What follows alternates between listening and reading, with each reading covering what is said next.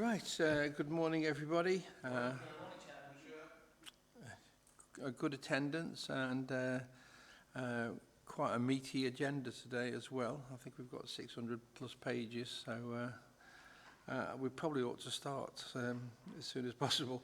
Have we any apologies? Yes, thank you, Chair. I've received apologies from Councillors David Williams and Jill Waring. Thank you. Many thanks. And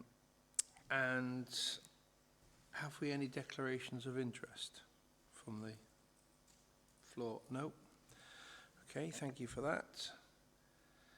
And we'll move next on to the minutes of the meeting held on the 17th of January 2025.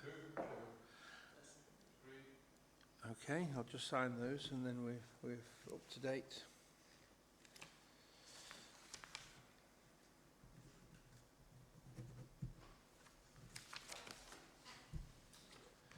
Excellent, thank you. And we'll move on to item number 4, which is an application for the addition of an alleged public bridleway from the junction of public footpath 6 with 6 Ashes Lane to the county boundary Bobbington Parish, Staffordshire, route A to B. We've got Steph and we've got Hannah. Who's taking it? I'm taking this one. Thank you, Chairman. Thank you. Members. So this matter is made up of 2 applications that have been submitted. And it forms one continuous route across land both in Staffordshire and Shropshire. So a Section 53 application was submitted to Staffordshire County Council to add a public bridleway between 6 Ashes Road and the county boundary with Shropshire. This can be seen marked A to B at Appendix B. So this alleged route is in the parish of Bobbington in Staffordshire. A Section 53 application was also submitted by another applicant to Shropshire Council to add 2 public bridleways. One bridleway being from Bobbington to the county road near Home Farm via Gatacre, which can be seen marked C to D and D to E at Appendix B. The other bridleway being from Bridleway 9 Claverley through Gatacre Park Farm to join the other alleged bridleway marked C to D and D to E from Bobbington. This second bridleway is marked D to F at Appendix B. These 2 alleged routes are in the parish of Claverley in Shropshire. A decision was made by the Countryside and Rights of Way panel at their meeting on the 5th of August 2022 that as Staffordshire County Council had been directed by the Secretary of State to determine the application submitted to them by a specific date, and Shropshire Council had not, that Shropshire Council should delegate their powers of determination under Section 101 of the Local Government Act 1972, therefore meaning that Staffordshire County Council would determine both applications, as not to do so could lead to an anomaly. All correspondence relating to this is attached at Appendix C. Could I just stop you at that point? And this is my fault, not yours. I said this was the first paragraph. It's actually all 3 paragraphs which is on the agenda, which members can see in front of you. So apologies for that. So we're actually discussing from A through to F, aren't we? Yes, that's correct. There's 3 application routes subject to the 2 applications. Right. So apologies for that, but I think it needed just pointing out that this was the whole... Of course. Yeah, thank you. Okay. Carry on. Okay, thank you. So therefore this matter is being brought before the panel to determine 2 separate applications and to determine whether public right-of-way rights exist over the 3 applied for separate routes, all of which, if found to exist, would form one continuous route. So both applications were submitted based on historical evidence, and although the applicants did not work together, a number of the same pieces of evidence were submitted with both applications. So if we turn to the evidence to begin with, both applicants submitted a quarter session order dated 1820. The quarter session document relates to a Bridleway diversion order dated 1820. Highway sessions were held 3 times a year, and these sessions were known as quarter sessions. The orders made during these sessions were court orders, which can only be overturned by another court order or by statute.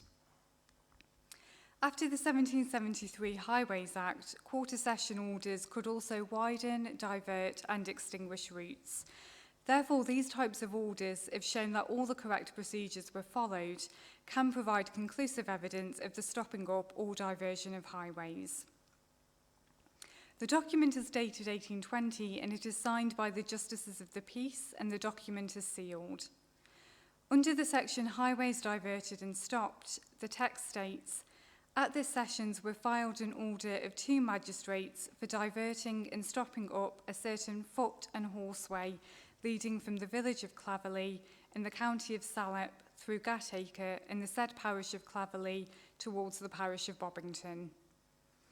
The order refers to the diversion of a foot and horseway and clearly sets out the original route along with the line of the diverted route, accompanied by a plan setting out both routes. The text also refers to a certificate certifying that the diverted route was completed and in good repair. The text refers to the route running through the village of Claverley in Shropshire and on the east side of Gatacre Hall to a route called Hangman's Lane. It would appear that the diverted route would move further away from Gatacre Hall and along the west side of the hall, in a line nearly parallel with the original route.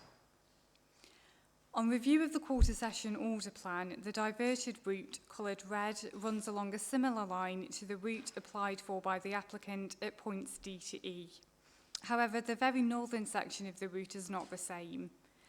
The route depicted on the quarter session plan at the northern end takes a northeasterly direction to meet the highway, whereas the applied for route takes a more vertical northerly direction.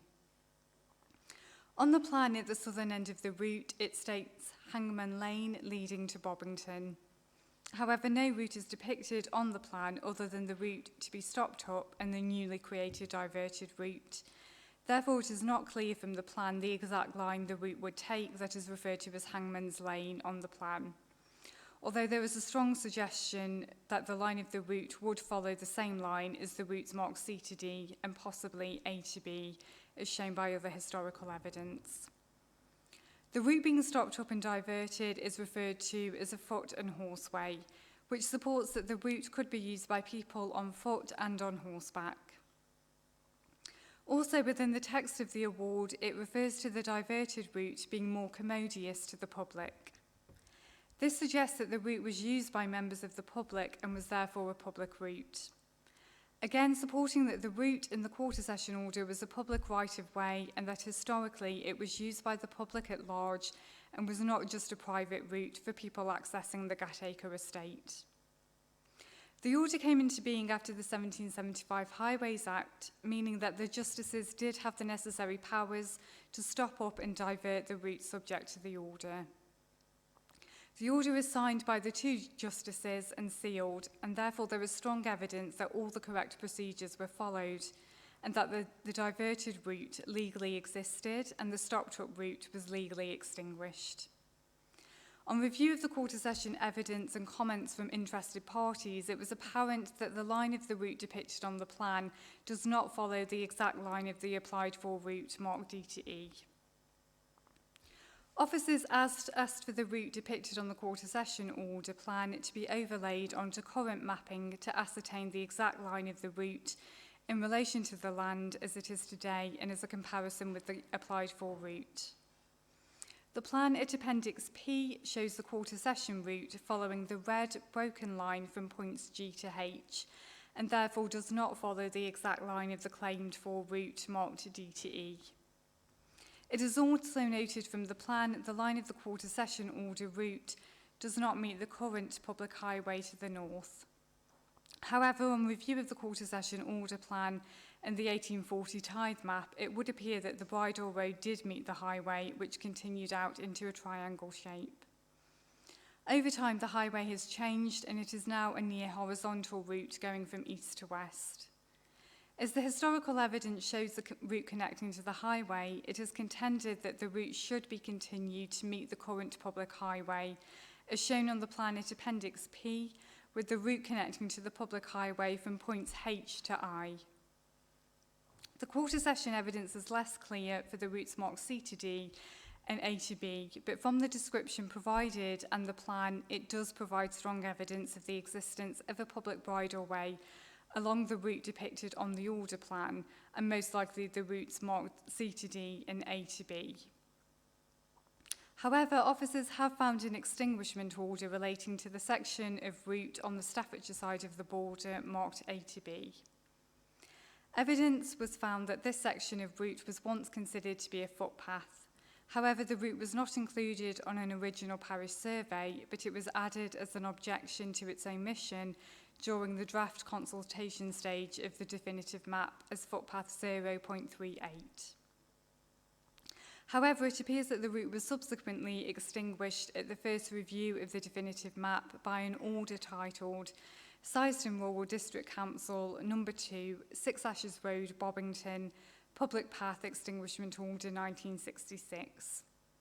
The map accompanying the order shows the route being extinguished was on the same line as the alleged route from A to B. The Public Path Extinguishment Order is a legal document and therefore has legal effect. The order supports the physical existence of the route as a public footpath. No evidence has been put forward at that time to show that the validity of the order was ever challenged, and in the absence of any further contrary legal acts, there was nothing to suggest that this order is not legally valid, and therefore a public right-of-way with the status of a public footpath was legally extinguished along the line of the alleged route marked A to B. There was no mention in the documentation of bridleway rights and therefore nothing to suggest that the route at the time was or was ever considered to be a public bridleway. However, this does not automatically mean that bridleway rights do not exist over the route if evidence can be provided to show that historically bridleway rights have existed over the route and no legal act has taken place to legally extinguish those rights. Therefore, bridleway rights can still exist over the route marked A to B. Officers therefore contend that the exact line of the public bridleway as set out in the quarter session order would have followed the line of the route marked A to B, C to D, D to G, G to H, and H to I as shown at Appendix P.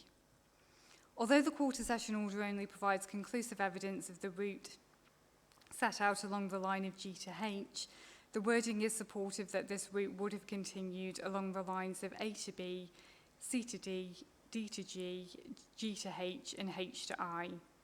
Therefore, any public bridleway added to the definitive map and statement should follow this route as opposed to the applied for route marked to D to E. The order does not, however, provide any evidence regarding the existence of the route running along the line marked D to F. When considering the remaining historical evidence, the further historical evidence submitted with the applications do not provide much assistance when determining the existence or the status or nature of any rights over the alleged routes. The applications and report have raised a number of comments from interested parties.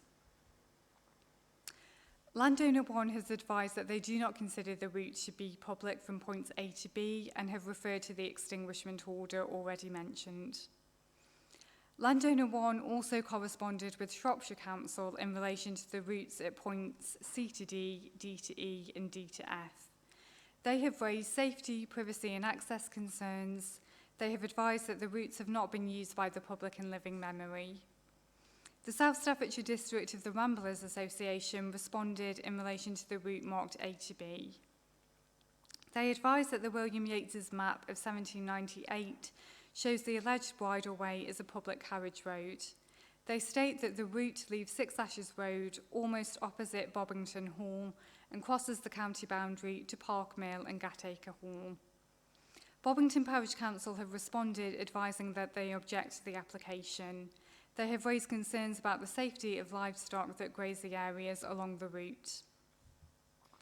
Claverley Parish Council in Shropshire have also responded objecting to the applications. They argue that parish survey evidence only support the routes along the lines of A to B and C to D being public footpaths and not having higher rights. However, there is no evidence that at the time of the parish survey, the 1820 quarter session order was ever considered.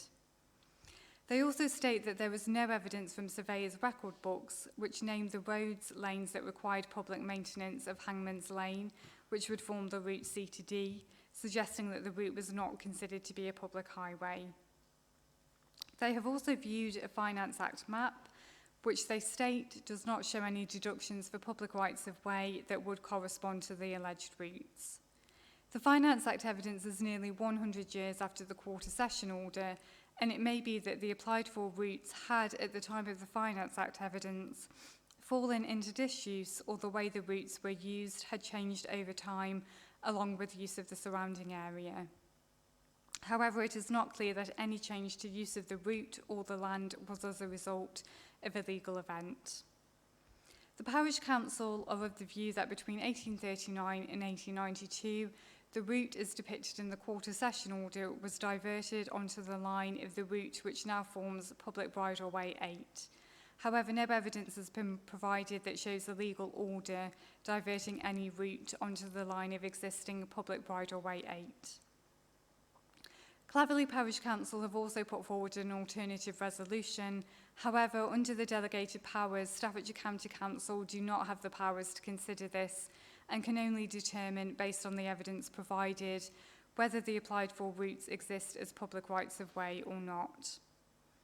Landowner 2 has stated that they see no justification or need for bridleways along the alleged routes.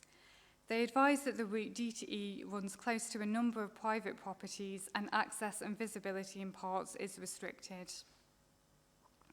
Landowner 3 and 4 have compiled a document setting out evidence and comments regarding the applications and setting out why they and other landowners affected object to the application, which can be seen at appendices T and U. They have provided a copy of a tithe map dated 1840, which they state depicts a route from Gatacre Green, past Home Farm and Gatacre Hall that is in line with the diverted route shown on the quarter sessions map and a field map. The landowners are of the view that the diverted route from the 1820 quarter sessions order was further diverted at a later date between 1820 and 1910. They have raised concerns about the accuracy of the 1820 quarter session plan and the ability to effectively compare it with modern mapping. They have suggested that subsequent orders may exist that may have altered or extinguished the route, particularly as the 1820 quarter session order does not align with the route as depicted on later maps, specifically the 1910 Finance Act evidence. They further advise that the bridleway would now encroach on private property, including gardens, walls and buildings, which raises concerns about the practicality of the alleged routes. The councillor for the area of Claverley advised that where the route would commence, as shown at point E on the map at Appendix B, meets the road at a narrow and twisting point that is heavily used and therefore would not be suitable for a public right-of-way. And it would require the use of signage pointing out the potential dangers to riders and pedestrians. Whilst it is not our intention to belittle any legitimate concerns raised, the courts have decided that issues relating to safety, security, privacy, suitability, future maintenance and wildlife concerns cannot be taken into consideration. Only evidence regarding the existence or not of a public right-of-way can be taken into consideration. We can also advise that we have not received any comments from the member representing the parish of Bobbington. When considering the relevant legal tests, the applications are made under Section 53, 3C1 of the Wildlife and Countryside Act 1981, and therefore there are two tests to consider. Firstly, whether the evidence shows that a right-of-way, which is not shown on the definitive map and statement, on the balance of probabilities subsists, or secondly, whether the evidence shows that a right-of-way which is not shown on the map and statement is reasonably alleged to subsist, a lesser test. So to summarise, the route marked A to B is on the Staffordshire side of the border. The quarter session order does not show this section of route, but the description given in the order and as shown on the plan and with other historical evidence indicates that the route would continue along this section of route and it was used by the public as a bridle way. However, the 1966 extinguishment order confirms that public footpath rights have legally been extinguished over this route, and therefore, as this is a legal order, it cannot be overturned, and therefore public footpath rights no longer exist over this route. However, this does not preclude bridleway rights from existing over the route if historical evidence that has not been considered before shows the existence of bridleway rights. Therefore, based on the quarter session evidence, it can be argued on the balance of probabilities that public bridleway rights exist over the section of route marked A to B, but public footpath rights no longer exist. So the second applicant has applied for a bridleway along the line of the route marked C to D and D to E. The quarter session order does not show the entirety of the route marked C to D, but its reference in the order is supportive of a public route with bridleway rights along it, and therefore it can be argued that on the balance of probabilities, this section of route also subsists as a public bridleway. In relation to the remainder of the applied for route on the Shropshire side of the border, the quarter session order clearly confirms the existence of a public bridleway. However, officers dispute that the line of this route follows the line of the applied for route marked D to E. Officers contend that the line of the quarter session order route is more accurately depicted along the line of the route marked D to G to H to I as shown at Appendix P. Officers note that the Finance Act evidence is supportive of a route existing along the line of the route marked D to E. However, this document does not provide any evidence regarding the status or nature of any rights over the route, and this document is not a legal record of public rights of way. It would appear that at some point between 1820 and the late 1800s, the line of the diverted route as set out in the 1820 quarter session order has changed alignment, but no evidence has been presented as to why or how this has happened.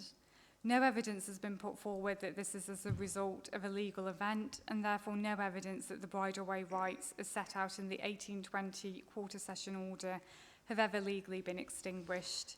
The maxim is, once a highway, always a highway. Therefore, on the balance of probabilities, it can be argued that public bridleway rights exist over the route marked D to G to H to I. In relation to the route marked D to F, the historical evidence for this section of route on the Shropshire side of the border is insufficient either to reasonably allege or on the balance of probabilities to show that public bridleway rights exist over this section of route. So therefore, just to conclude, officers recommend that the application to add a public bridleway along the line of the route marked A to B in Staffordshire be accepted, and therefore an order be made to add a public bridleway to the definitive map. Officers also recommend that an order is made to add a public bridleway along the section of route in Shropshire marked C to D, D to G, G to H and H to I. Officers recommend that the application for routes at D to F and G to E should be rejected and no order be made to add public bridleways along these sections. Officers recommend that the width of the recommended bridleways should be 8 feet as set out in the quarter session order. Thank you, and I'm happy to take any questions. Thank you, Hannah. That was not only a long report, quite complicated as well. It's making my little grey cells work. Does anyone want to make any comments? Carolyn? I would. Thank you for that report. Fabulous report, actually. And I understand 99% how you've got there. Would you go to the map on page 123, please? So the north of that map, so G to E, I understand why you're saying no, but where it crosses the dotted line at the top, where it's going across I, yeah, you with me? Was it considered that just that little triangle to be added because it goes then up onto a track?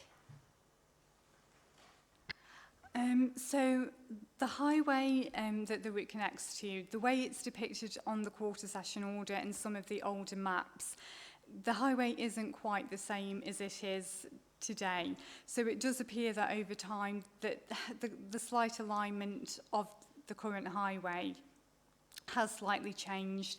So what was clear from the quarter session order plan was that the diverted route would connect to that highway. It's just that when we compared it with the current day mapping, the exact line depicted on the plan fell just short of the highway, but that's because the way the highway is now is slightly different to how it was back then. So that's why we've connected it from points H to I to make sure it still has that connection to the public highway. That totally makes sense now then, and what a fantastic report. May I say that I absolutely agree with the officer's report that A to B, C to D, D to G and G to H, H to I is added to the definitive map, and that D to F and G to E is not. I would like to put that through as officer's recommendation, please. Thank you. That's a solid proposal from you, Caroline. Paul? Can I as well thank you for the report. I really enjoy it when we go back like 1820 and we're looking at the old quarter sessions things. It's it shows that our legal system stands the test of time, really, doesn't it? We've got things where people are objecting to, residents, landowners, whatever it's going to be, about things going through, that you're going through gardens, whatever it is. Well, they've got the right in law, if we do push this through today, where they can go either to us if it's on us, or I think most of those are actually on Shropshire. They can go to Shropshire and ask for a diversion order, whatever it's going to be. That can then be down to Shropshire to deal with it, it'll be on them. But I have to go along with what Caroline has said.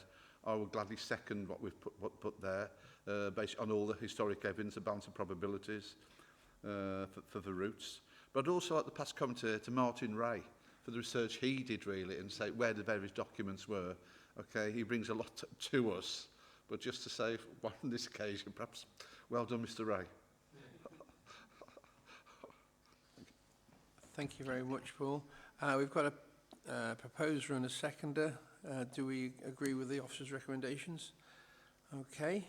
Thank you for for making clarity out of what looked really complicated when we read through them. So thank you very much.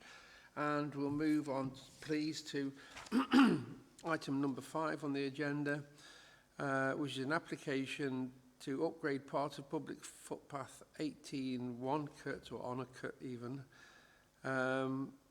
footpath 17 Onecote to public bridleways. Now that's all that's on the agenda. So is Steph taking it or Hannah?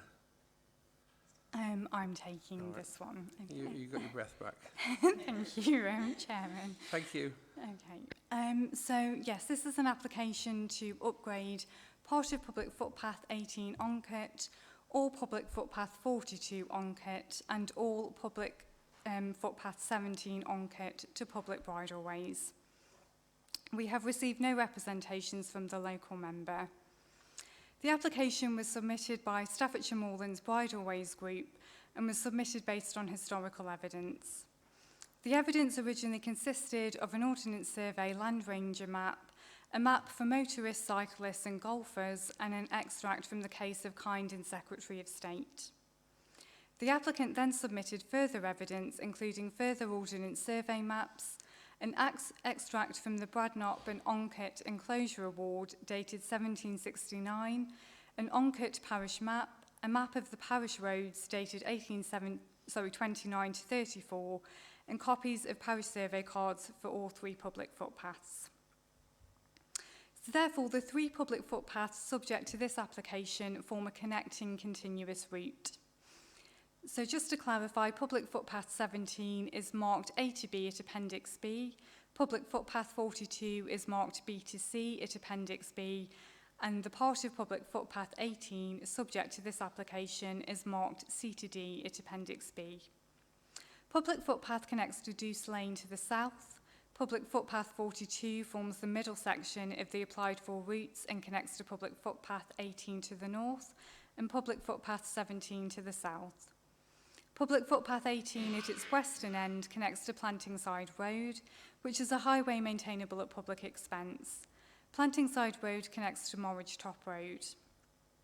So turning first to the evidence and the Bradnop and Onecote Enclosure Award. Enclosure awards were designed to enclose land to increase agricultural productivity. The significance to public rights of way work is that the awards would often use pre-existing highways to orientate the map and plots of land that were being enclosed. Also, depending on the powers given to the enclosure commissioners, they may have been able to divert, create or stop up highways. This includes for both public and private highways. The map accompanying the Bradnop and Onecote Award shows a route running along the line of existing Morridge Top Road, which is numbered 144 and has the annotation Great Morridge Road written alongside it. The award refers to the route as a public carriage and drift road. A route is also depicted along existing Plantingside Road and is numbered 212, and in the award is referred to as a public road. The route depicted along current Plantingside Road is shown as a separate carriageway highway running across a plot of land. The route appears to stop where the plot of land ends, but the wider area is not shown on the map, and therefore it is unclear as to whether the route would continue and follow the line of existing public footpath 18 as it now does on current mapping. The enclosure award does not provide any evidence regarding the existence or nature of any rights for the route subject to this application.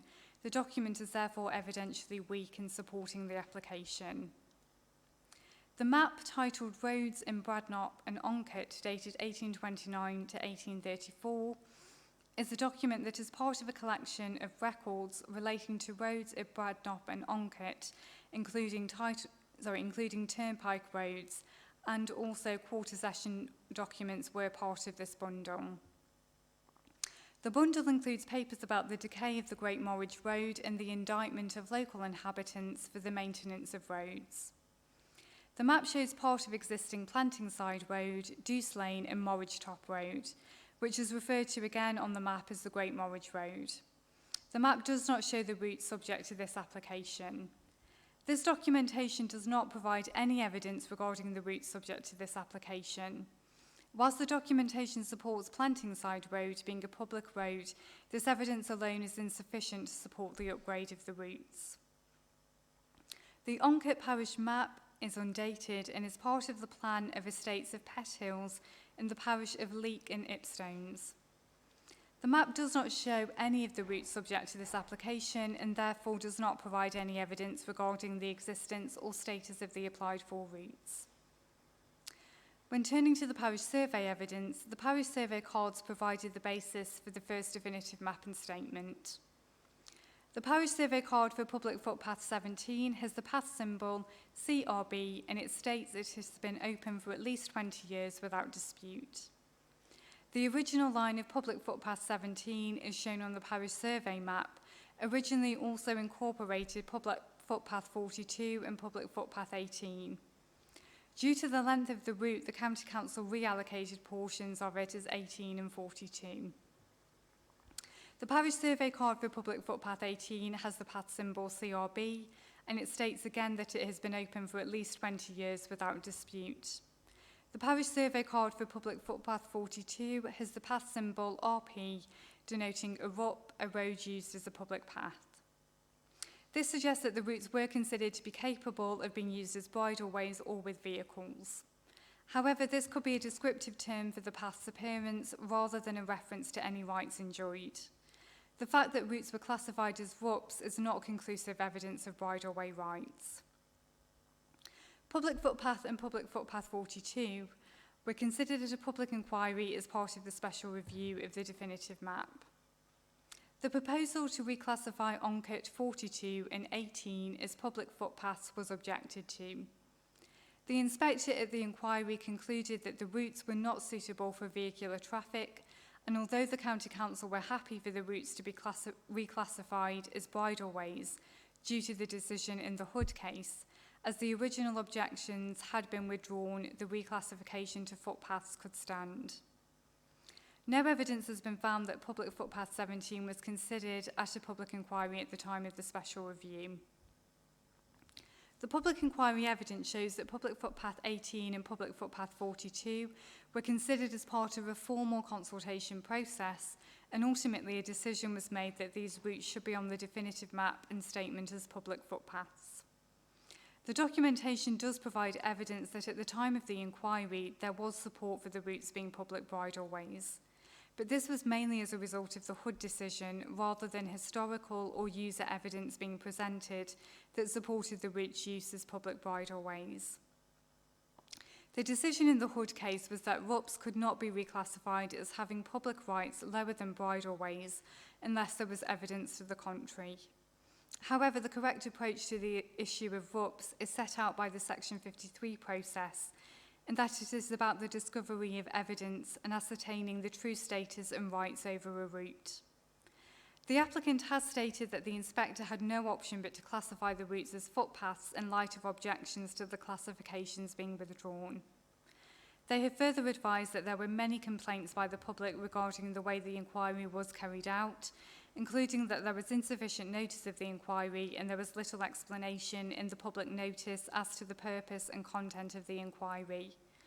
They argue that this process removed opportunities for legitimate objections to be made and considered, although no specific evidence of this has been provided. What is clear is that public footpath 18 and public footpath 42 were considered at a public inquiry in the 1970s, and an inspector determined that these routes should be classified as public footpaths due to there being no objections to this classification. Therefore, the inspector's decision cannot be overturned unless new evidence comes to light that was not considered at the time of the public inquiry, which shows in this case the existence of public bridleway rights along the routes. The Ordnance Survey maps all support the physical existence of the routes, but they do not provide any clear evidence as to the status or nature of any rights over the routes. The map for motorists, cyclists and golfers supports the physical existence of the routes and is suggestive that the routes could be used as bridleways or for people using vehicles, but there is nothing clear from the map to show public bridleway rights over the routes. The 1902 Bartholomew's map shows a route running along the line of public footpath 17, but it doesn't show routes along the lines of public footpath 18 and public footpath 42. The map is suggestive of higher rights along the route of public footpath 17, but these could be public or private, and therefore on its own, evidentially this piece of evidence is weak and needs to be considered alongside other evidence. Now turning to evidence submitted by landowners. 8 landowners responded to the application, all objecting to it. Landowner 2 advised that the route status as footpaths was decided more than 40 years ago at the public inquiry already mentioned. At the public inquiry into the reclassification of RUPs, no evidence of bridleway rights was shown to exist over any of the public footpaths. They advised that around the 1790s, copper was found at the area known as Mixham Mines. The mine was owned by the Sneed family, who built a stone track along the route of public footpath 17 from Onecote Grange to Mixham Mines. This was a private track built for the sole purpose of serving Mixham Mine, providing access and to transport materials to and from the mine.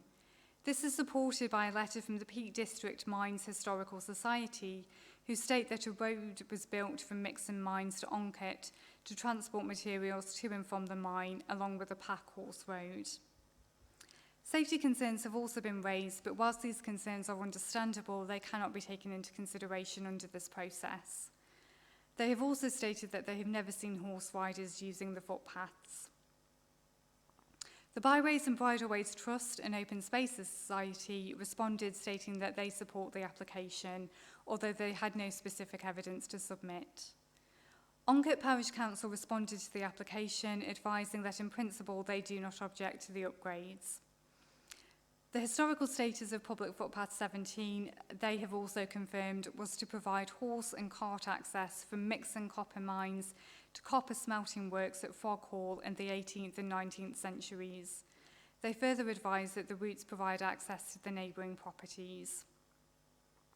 So when considering the relevant legal tests, what is not in dispute is the fact that the routes are public highways.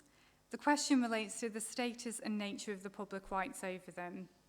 The evidence needs to be considered on the balance of probabilities as to whether the evidence shows the existence of public bridleways along the line of the alleged routes, and therefore that the current classification of the routes as footpaths is wrong.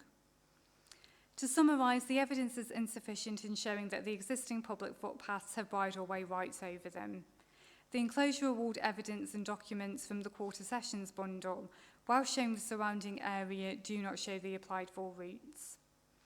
Public Footpath 18 and Public Footpath 42 were originally included on the definitive map as RUPs, but as part of the special review, they were downgraded to public footpaths.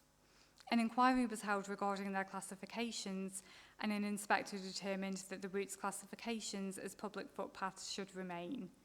Therefore, the decision of the inspector made at the inquiry cannot be overturned unless there is a discovery of evidence that was not considered at the original inquiry that shows on a balance of probabilities that public bridleway rights exist over the routes. Therefore, to conclude, when all the documentation is reviewed together, it does not support the contention on the balance of probabilities that the route should be reclassified as public bridleways. Therefore, Officer's recommendation is to reject the application and for no order to be made to upgrade part of Public Footpath 18 or Public Footpath 42 and all Public Footpath 17 to public bridleways. Thank you, and I'm happy to take any questions. Hannah, thank you for the report. Paul? Thank you for an excellent report again. I think going back to the inspector's decision, I think that basically summarises most of it really. We've looked elsewhere for new evidence to go against this decision, and on balance probabilities we can't find any. So really, there's insufficient evidence to change those decisions. So I'll make a recommendation and propose that we go with Officer's recommendation. That's 17, 18 or 24, so 42, that there's no change and they remain as public footpaths. Thank you. David? Chairman, I'd support the proposal to accept the officer's recommendation.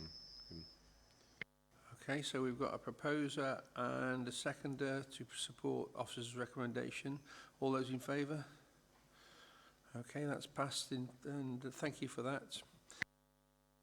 Now, I'll move on to item number 6, which is an application for the addition of a public bridleway along Wetside Lane from Dale Lane to public bridleway 17 at Wootton. Who's taking this one? Steph. Thank you. Good morning, Chair and members. May I start by confirming that there have been no representations or objections from the local member. This report is based upon an application made under Section 53 of the Wildlife and Countryside Act 1981 for the addition of a public bridleway along Wetside Lane from Dale Lane to public bridleway 17 Wootton. The application route is marked A to B at Appendix B of your report and was submitted in July 2020 by Louise Redfern on behalf of Staffordshire Moorlands Bridleway Group.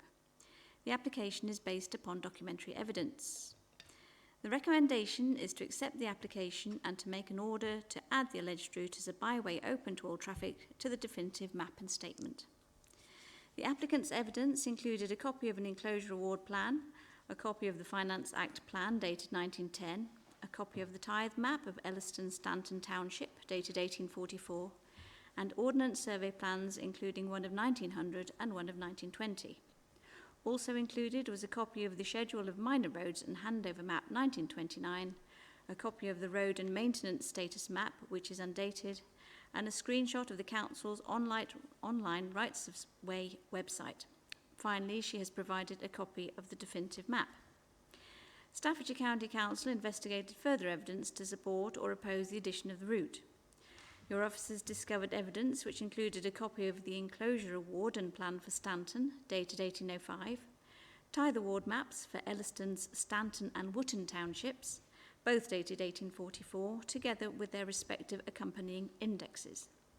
A first and special review of public rights-of-way for the former Tutbury and Uttoxeter rural districts was also discovered dating 18th to the 20th of May 1981, together with ordnance survey maps dated 1856 and 1885.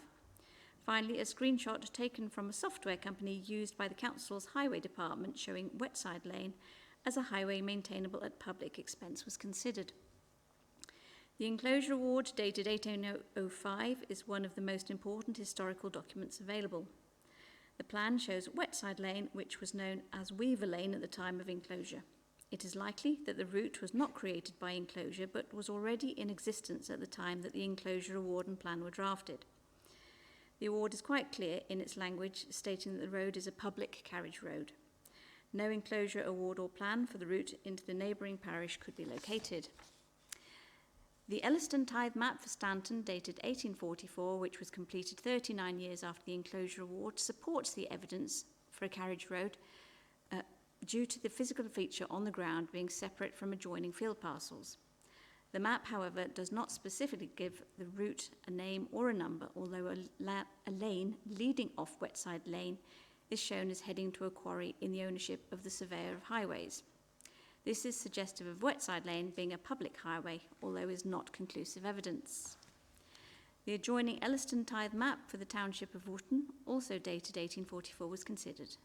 There is, however, no sign of the continuation of carriageway rights into parcel 50, shown as Weaver on the map. The Finance Act plan from approximately 1910 depicts Wetside Lane with continuous solid lines detaching it from the adjacent fields either side of the route. This detachment from the surrounding fields is suggestive of a public highway, although would normally, although not necessarily, be a vehicular highway. In the absence of a field book, however, the plan simply shows a physical feature on the ground. The Ordnance Survey First Series map is dated 1856. This shows a detached route from Dale Lane and running along Wetside Lane to the parish boundary. There appears to be a continuation of the route, although the route is no longer enclosed. The Ordnance Survey map, published in 1885, also shows a section of Wetside Lane as being detached from the surrounding fields. Whilst the Ordnance Survey maps show a physical feature on the ground suggestive of carriageway rights, they do not indicate whether these rights are public or private. The Ordnance Survey Name Book, revised 1920, shows Wetside Lane as being listed, which is suggestive of it being a public highway, but does not specify what rights exist over the highway. It is, however, stated to be a lane, which may be suggestive of it having higher rights than a footpath or bridleway. A handover schedule dated 1929, together with a plan, was included in evidence, and this showed Wetside Lane being included within the list of roads that were transferred to the council, and which were required to be maintained at public expense. These documents were not a record of rights, but were used for administrative purposes. Wetside Lane continues to be maintainable at public expense. The report relating to the public inquiry into the first and special review for the route leading on from the end of Wetside Lane, path 17, was considered. The inquiry concluded that although the route had been classified as a road used as a public path in the past, the inquiry concluded that the route only showed evidence of right-of-way rights. This, therefore, did not support public carriageway rights along Wetside Lane, but did decide that there were certain public rights, i.e. bridleway rights, leading from it into the Weaver Hills. In summary, the Enclosure Award states categorically that the route is a public carriage road. Other documentation, including the Tithe Map, Finance Act Plan, and Ordnance Survey maps, all show a physical feature capable of carrying carriageway rights, and this continues to be the case today. The Enclosure Award states the rights to be public, and so whilst the supporting documentation is quiet on this, the maxim, once a highway, always a highway, can be applied. An initial consultation was undertaken. A letter was received from a landowner and an email was received from a representative of a user group. The landowner's main concern regarded his access to his land via Wetside Lane. These rights are likely to be private rights in the form of easements, which often are included within the title deeds. The representative of the Byways and Bridleways Trust objected to the application. He stated that at the public inquiry along Wootton 17, being a route ending at Wetside Lane in 1981, he provided evidence that the public carriageway rights along Wetside Lane continued along Wootton 17. His case, however, was not accepted by the inspector. He therefore considers that the application for the carriageway rights along Wetside Lane is unnecessary and a potential source of conflict between user and/or landowners. The report was sent out for consultation on the 10th of January 2025. There was a response from 2 landowners who objected to the application based mainly on the grounds of security and stock control. There were no further responses from the applicant or statutory consultees.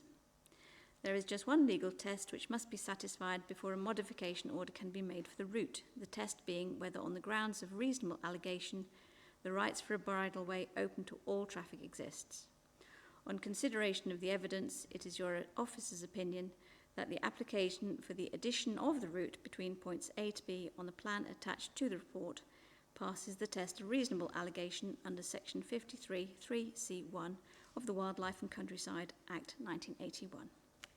I'm happy to take any questions.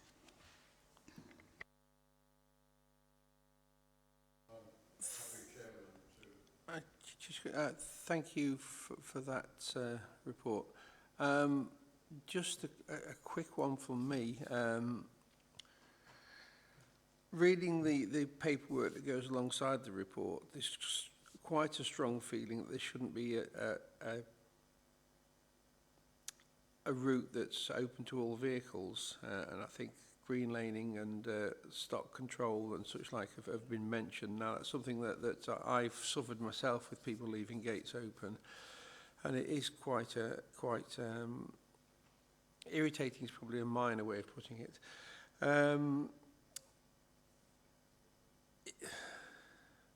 Just throwing it open to the panel really. Is this something we should be thinking about, just making it to a bridleway and not all vehicles? David was first and then... I'll just go back to your point, Morgan. Yeah.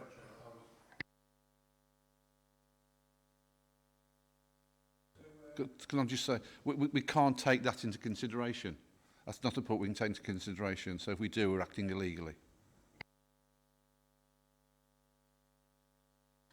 Yes, Chair, what we have to do is we have to decide on the evidence that we've got in front of us, which shows that it is actually a byway open to all traffic, and therefore we can't unfortunately sort of pick and choose the rights that we can see or find.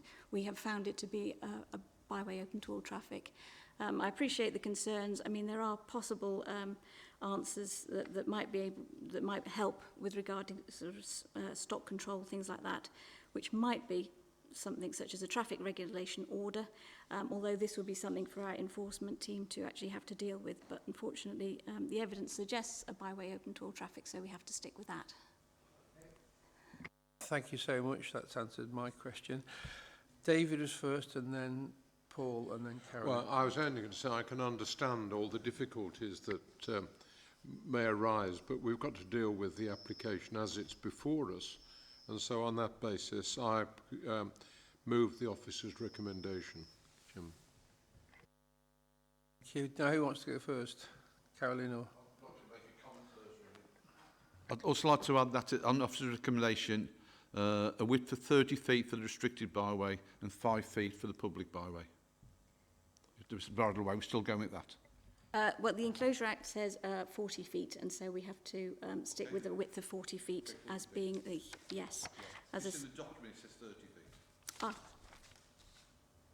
Oh, I do apologise. 0.110. 110. I think the Enclosure Award says 40 feet.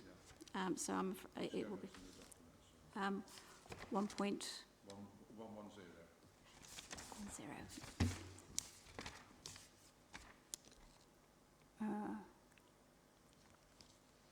Is that paragraph 110? Yes, paragraph 110, yes. Historical document at some point within the last 100. I haven't actually got that. Oh, that's sorry, my mistake. Just bear with me. I will check that. Let's check that. 110. Carriage Road. I don't seem to have that report. Right. Oh, it's a different. You're also at 30 feet for restricted byway and 5 feet for public byway. that, I do not believe, is that the correct report? Is that doesn't, there is no, That's page 403 of the document. I'm not sure whether that might be the I think that's the next item, Paul. Yeah. My apologies then, sorry. No, Sorry. that's fine. Sorry. I'm ahead of myself. Yeah, just too keen. It's nice to have enthusiastic members. That's fine. No, that's absolutely fine. I was Carolyn? So yes, in my report, I think it's the conclusion is at 120, which is a minimum of 40 feet, which is within the enclosure ward. Okay.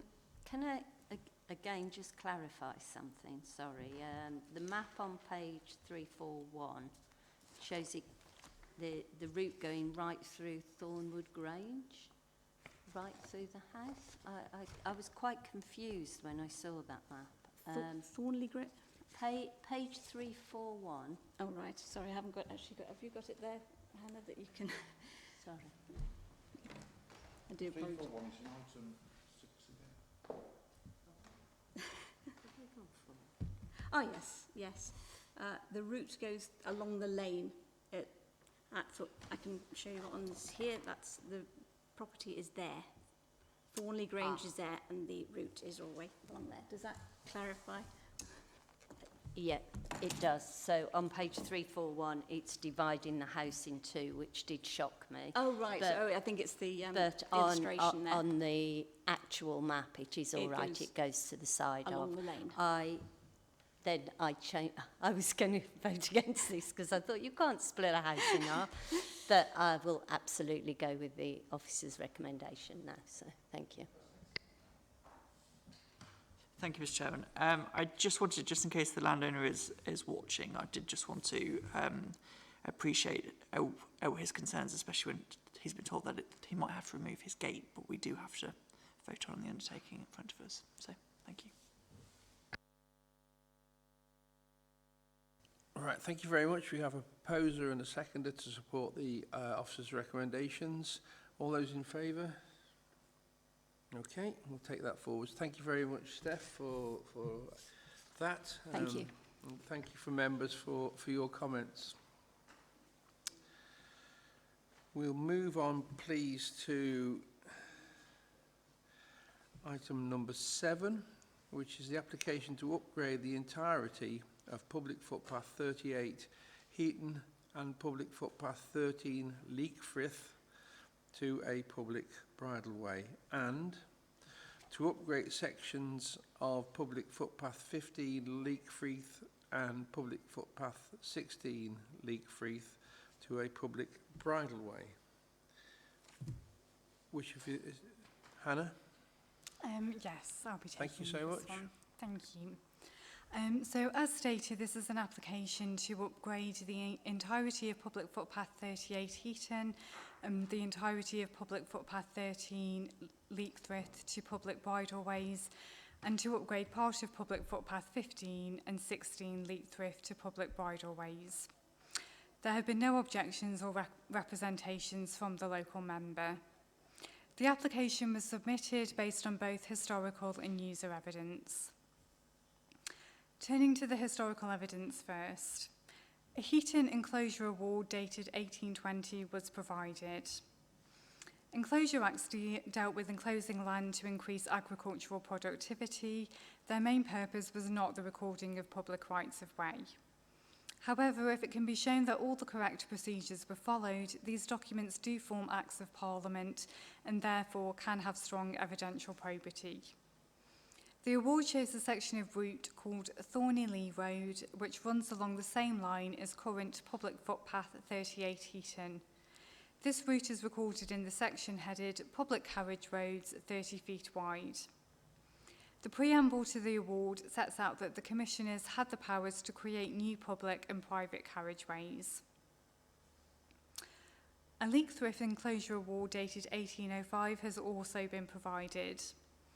The preamble to this award also sets out that the commissioners had the powers to set out and create new routes, as well as setting out maintenance responsibilities.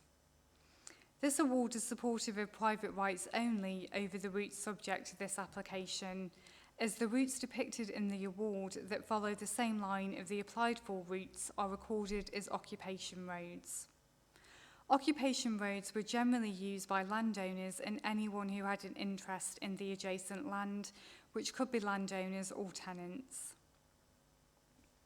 Turning to the parish survey evidence, a Stafford County Council survey of rights of way statement refers to public footpath 38 Heaton as a RUP, a road used as a public path.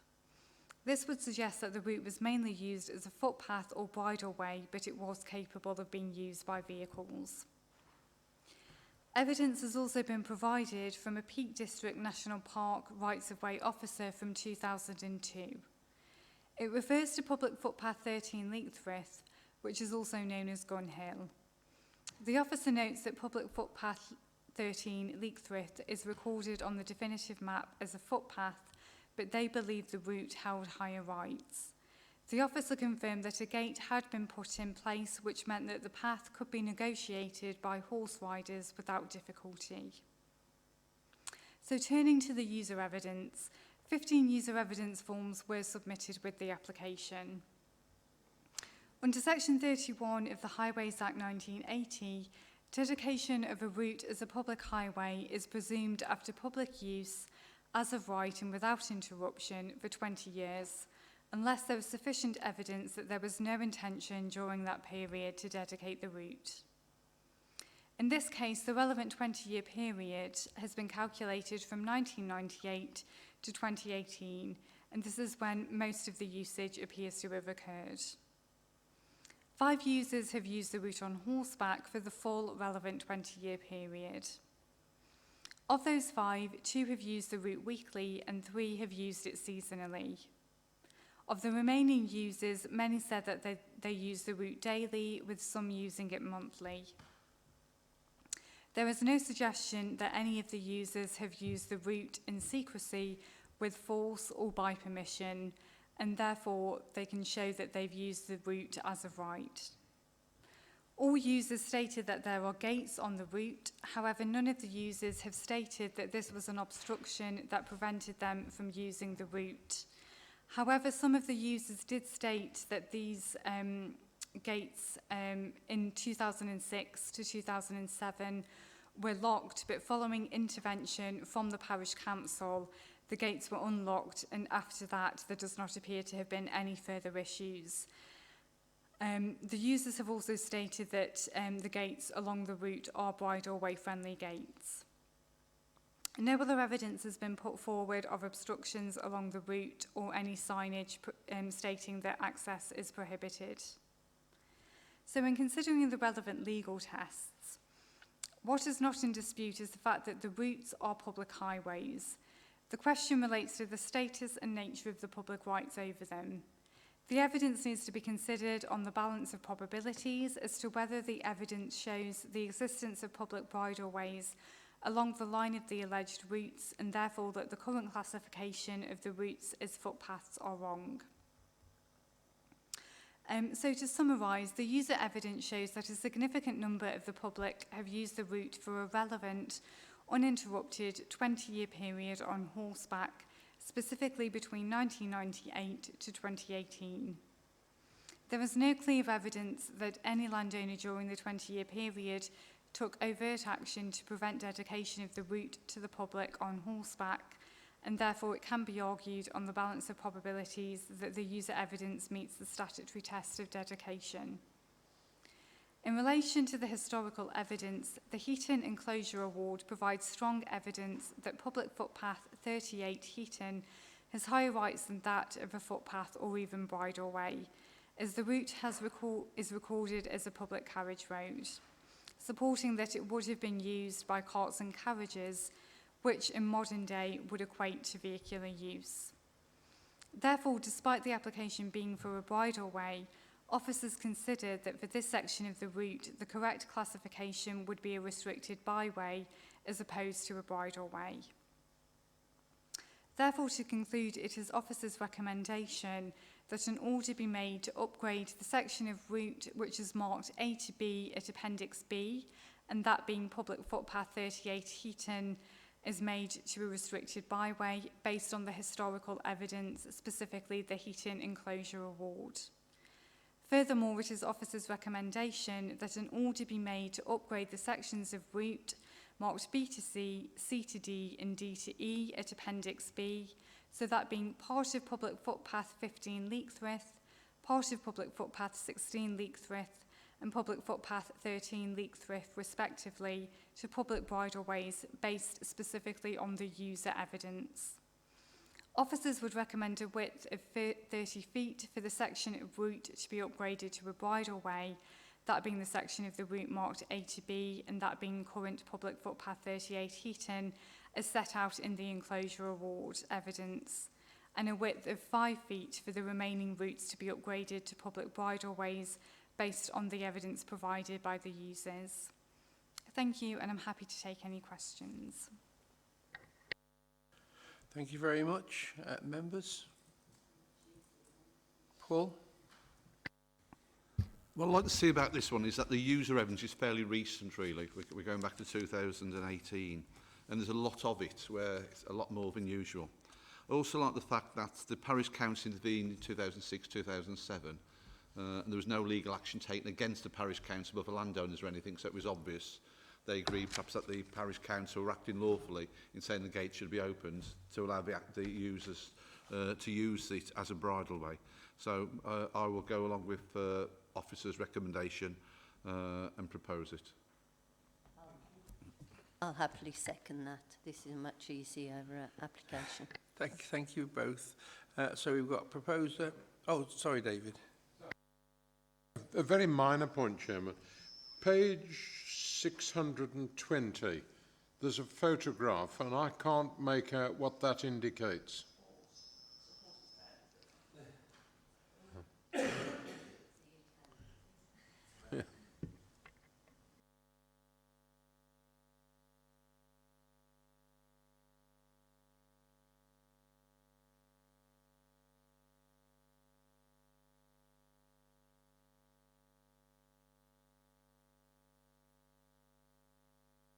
Off, let's keep the flies off the horse's ears so you can see the ears. I couldn't see what actually Yeah. No, it could be a lot of things, but I think that's what it actually is. I'm happy to accept your guidance, Chairman, and support the Yeah, recommendation. it does look a little bit like something you'd find in Peru, but it's not. It's Moorlands. Okay, so I've got a proposer and a seconder. All those in favour of going with the officer's recommendations? Okay, unanimous. Thank you very much. And we move on to item 8 with the exclusion of the public, which I understand there are none. No reasons for that. So can I thank you for excellent reports and a lot of evidence there for us as a panel to make decisions. So thank you very much, and we'll close the meeting at 11:07, 11:08. Thank you.